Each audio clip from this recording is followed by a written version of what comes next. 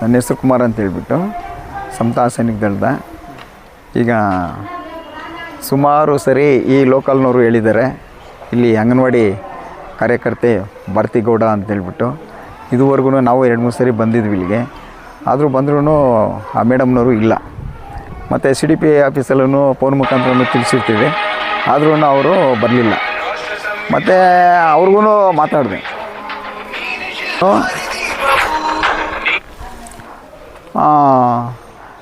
ನಾನು ದೊಡ್ಡ ರೌಡಿ, ನಾನು JDS ಇರೋದು.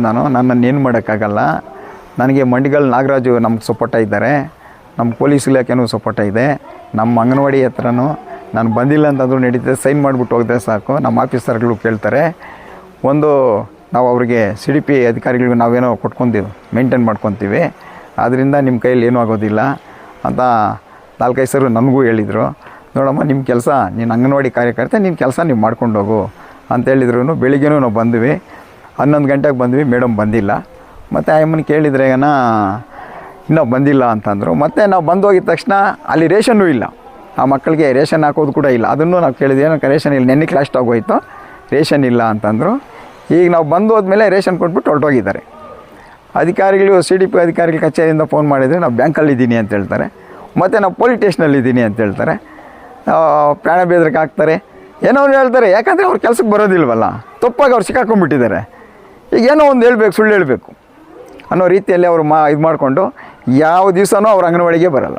ಅವರಿರೋದು ನೆಂಗ್ಲಿ ಹತ್ರ ಕುರುಬ್ರಳ್ಳಿ ಅಂತ, ಅಲ್ಲಿಂದ ಇಲ್ಲಿಗೆ ಬರೋಕ್ಕಾಗಲ್ಲ, ಬಸ್ಗಳು ಟೈಮ್ ಸಿಕ್ಕಲ್ಲ. ಯಾವಾಗಲೂ ಅವ್ರು ಬರ್ತಾರೆ, ಅದನ್ನು ಕೇಳಿದವ್ರ ಮೇಲೆ ಆರೋಪ ಮಾಡೋದು, ನಮಗೇನೋ ತೊಂದರೆ ಮಾಡ್ತಾರೆ ಅನ್ನೋ ರೀತಿಯಲ್ಲಿ ಅವರು ಹೇಳ್ಕೊಂಡು ಈ ರೀತಿ ಇದು ಮಾಡ್ತಾಯಿದ್ದಾರೆ. ಈ ಜನಗಳಿಗೆ, ಇಲ್ಲಿ 1000 ಜನಗಳು ಕೂಡ ಬೆದರಿಸ್ತಾರೆ ಅವರು. ನನಗೆ ಬ್ಯಾಕ್ ಸಪೋರ್ಟ್ ಇದೆ, ಪೊಲಿಟಿಕಲ್ ಇದೆ, ಪೊಲೀಸ್ ಇದೆ, CDP ಕಚೇರಿಯವರು ನನಗೆ ಎಲ್ಪಿದ್ದಾರೆ, ನಮ್ಮನ್ನೇನು ಮಾಡೋಕ್ಕಾಗಲ್ಲ. ಈಗ CDP ಅಧಿಕಾರಿ ಮೇಡಮ್ ಫೋನ್ ಮಾಡಿದ್ರೆ ಹೇಳ್ತಾರೆ, ನಾನೆಲ್ಲೋ ಇದ್ದೀನಿ, DYSP ಆಫೀಸಲ್ಲಿದ್ದೀನಿ, ನಾನು ಅಲ್ಲಿಗೆ ಬರೋಲ್ಲ ನಾನು ಅಂತ ಹೇಳ್ತಾರೆ. ಒಂದು ಅಧಿಕಾರಿಗೆ ಅವರು ಹೇಳ್ತಾರೆ ಅಂತಂದರೆ ಇನ್ನೆಷ್ಟು ಮಾತ್ರ ಅವ್ರು ಇಲ್ಲಿ ಉದ್ಯೋಗ ಮಾಡ್ತಾರೆ. ದಯವಿಟ್ಟು ಅವ್ರ ಮೇಲೆ ಕಾನೂನು ರೀತಿ ಕ್ರಮನೂ ತೆಗೆಸ್ಕೋಬೇಕು, ಅವ್ರ ಮೇಲೆ ದೂರನೂ ಕೊಡ್ತೀವಿ. ಈಗ ಅವರು ನಮ್ಮ ಮೇಲೆ ಸುಳ್ಳು ಕೇಸ್ಗಳು ಕೊಡೋಕೆ ಹೋಗ್ತಾರೆ, ಅವ್ರು ಹೋದರೆ ಹೋಗಲಿ, ನಾವೇನೋ ಆ ಥರ ಏನು ಮಾಡಿರೋದೇನಿಲ್ಲ. ಅವರು ಬರೆದಿದ್ದಕ್ಕೆ ಪಕ್ಷಕ್ಕೆ ಯಾರೋ ಮೇಲೆ ಆರೋಪ ಮಾಡೋಕ್ಕೆ ಹೋಗ್ತಾರೆ.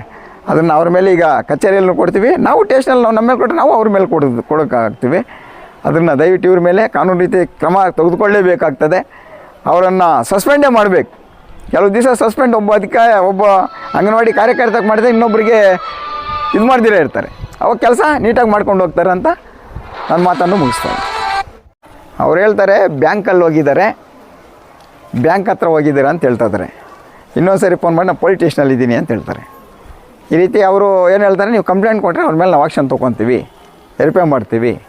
ಈಗ ಬಂದಿಲ್ಲ ಮೇಡಮ್ ಅಂತ ಹೇಳಿದರೆ, ಈಗ ಬಂದಿಲ್ಲ ನಮಗೂ ಗೊತ್ತು ಅಂತ ಹೇಳ್ತಾರೆ. ಈಗ ನಮಗೂ ಬಂದಿಲ್ಲ ಅವರು, ಅವ್ರ ಮೇಲೆ ನಾವು ಆಕ್ಷನ್ ತೊಗೊತೀವಿ, ನೀವು ಅದ್ರ ಮೇಲೆ ಇದು ಮಾಡಿರಿ, ಕಂಪ್ಲೇಂಟ್ ಕೊಡ್ರಿ ಅಂತ ಹೇಳ್ತಿದ್ದಾರೆ.